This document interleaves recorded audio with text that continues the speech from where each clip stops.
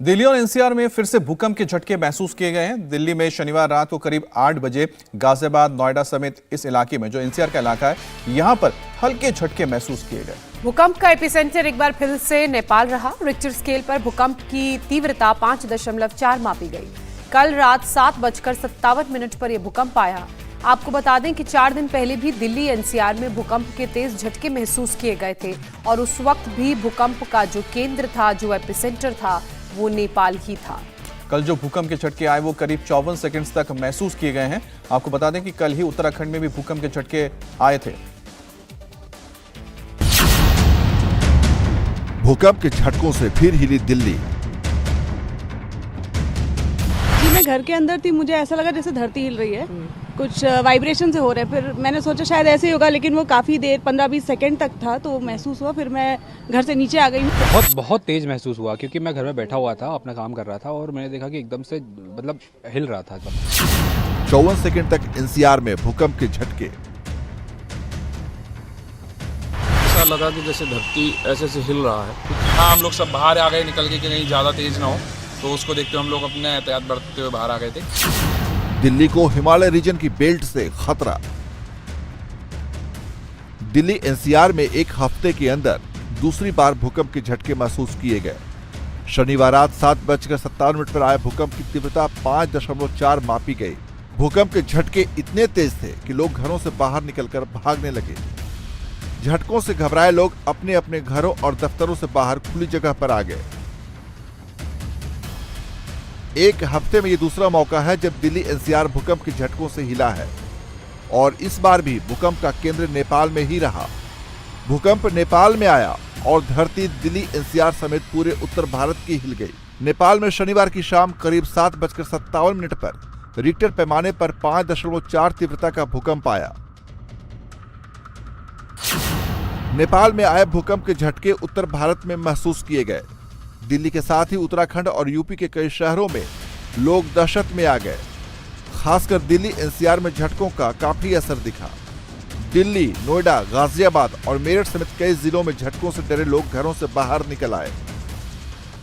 जी, मैं घर के अंदर थी, मुझे ऐसा लगा जैसे धरती हिल रही है, कुछ वाइब्रेशन से हो रहा है। फिर मैंने सोचा शायद ऐसे ही होगा, लेकिन वो काफ़ी देर 15-20 सेकंड तक था तो महसूस हुआ। फिर मैं घर से नीचे आ गई हूँ ताकि सुरक्षित रहूं। अब बहुत तेज महसूस हुआ क्योंकि मैं घर में बैठा हुआ था, अपना काम कर रहा था और मैंने देखा कि एकदम से मतलब हिल रहा था। तो मैंने देखा मेरा पंखा हिल रहा था, तो मैं तुरंत भागा बाहर देखा कि काफ़ी लोग सब घर के बाहर निकले हुए थे और तब मेरे को रियलाइज़ हुआ कि मतलब बहुत तेज झटके थे, सभी को महसूस हुए झटके ये। और आज शाम को हम लोग बैठे थे अभी लगभग 8 बजे के आसपास, तो हल्के से भूकंप के झटके महसूस हुए। हम लोग गेस्ट हाउस में बैठे थे सभी लोग, तो देखा कि हल्का सा पंखा भी हिल रहा था। तो बहुत माइनर से क्या कहते हैं झटके थे, तो बाहर आ गए एकदम।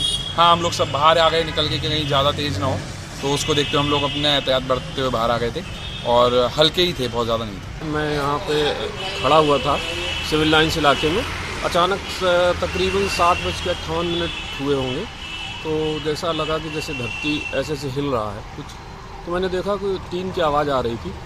अभी कुछ दिन पहले भी भूकंप आया था, तो मुझे तुरंत क्लिक हुआ कि भूकंप ही होगा। बहरहाल लोगों का सवाल एक ही है कि आखिर बार बार दिल्ली क्यों हिल रही है, दिल्ली में बार बार भूकंप क्यों आ रहे हैं। दरअसल दिल्ली एनसीआर का ज्यादातर इलाका भूकंप के 5वें और 4थे जोन में है, इसलिए यहाँ के लोगों को सतर्क रहने की जरूरत है। दिल्ली एनसीआर के नीचे 100 से ज्यादा लंबी और गहरी फॉल्ट्स हैं। इसमें से कुछ दिल्ली हरिद्वार रिज, दिल्ली सरगोधा रिज और ग्रेट बाउंड्री फॉल्ट पर हैं। इनके साथ ही कई सक्रिय फॉल्ट्स भी इनसे जुड़ी हुई हैं। और मैं अंदर बैठा हुआ था, मुझे अचानक सा मुझे लगा कि शायद मुझे चक्कर आ रहे हैं और जब इधर भगदड़ सी मची तो मैंने पूछा और सुना तो एक्चुअली वो हकीकत में ही भूकंप था। और बिल्कुल भी उम्मीद इसलिए नहीं थी क्योंकि अभी लास्ट वीक ही गाजियाबाद में, दिल्ली एनसीआर में इस तरह की घटना हुई है और ये दोबारा से जो भूकंप आया है इसने तो बिल्कुल हिला दिया है। हम लोग प्रकृति के साथ जरूर खिलवाड़ कर रहे हैं, पर कहीं ना कहीं हम लोगों को भी सोचना चाहिए। हम घूम रहे थे ऐसे ही और मेरे दोस्त को थोड़ा सर घूमने लगा और हमें लगा ऐसे ही होगा नॉर्मली, बट अर्थक्वेक था। हाँ जी, मैं अपनी बिल्डिंग में आया था, फैन चल रहा था, एकदम देखा तो फैन हिल रहा था। तो मैंने जब फैन हिलता हुआ देखा तो मुझे महसूस हुआ कि शायद भूकंप आया। तो मैं बड़ी तेज़ी से अपनी बिल्डिंग से नीचे उतरा और बाहर की तरफ गया। मुझे महसूस हुआ कि भूकंप बहुत स्पीड से आया है, पंखा काफ़ी तेज़ हिला था। मुझे महसूस हुआ इस बात का। जाहिर है दिल्ली एनसीआर जिस जोन में है वहां भूकंप का खतरा हमेशा रहता है। जानकारों को आशंका है कि यहां बड़ी तीव्रता वाला भूकंप भी आ सकता है। ऐसे में सवाल है कि आखिर भूकंप आता क्यों है।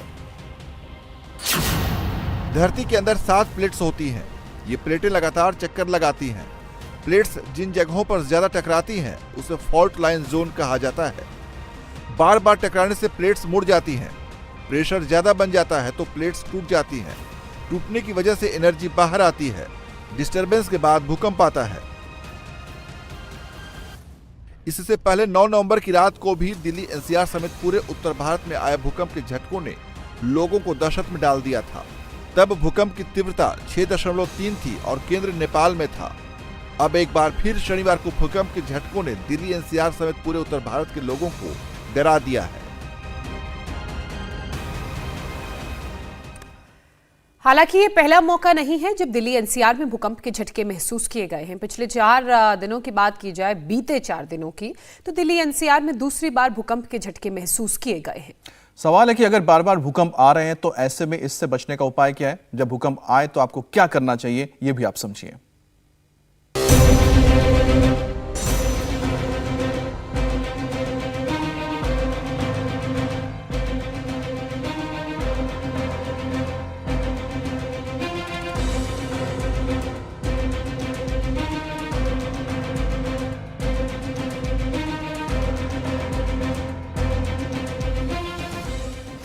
नौ नवंबर 6.3 तीव्रता, 12 नवंबर 5.4 तीव्रता।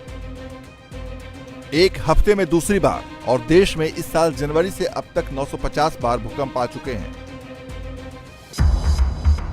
जिनमें से ज्यादातर कम तीव्रता वाले झटके थे। लेकिन 242 बार रिक्टर पैमाने पर 4 की तीव्रता से ऊपर के भूकंप आ चुके हैं।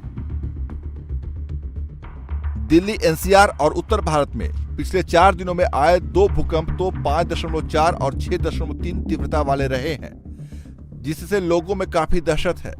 लोग सवाल कर रहे हैं कि दिल्ली और उसके आसपास के इलाकों में बार बार भूकंप क्यों आ रहे हैं। वैज्ञानिकों का मानना है कि हिमालय और इसके आसपास के इलाके भूकंप के दृष्टिकोण से बेहद संवेदनशील हैं। यहां बड़ा भूकंप आने की आशंका हमेशा बनी हुई है। दिल्ली एनसीआर में लगातार भूकंप से लोग दहशत में आ गए हैं। लेकिन इस बीच क्या आपको पता है कि अगर अचानक भूकंप आ जाता है तो आपको क्या उपाय करने चाहिए। भूकंप तो वैसे आपको जल्दी संभलने का मौका नहीं देता, लेकिन थोड़ी सी सावधानी से आप अपनी और दूसरों की जान बचा सकते हैं।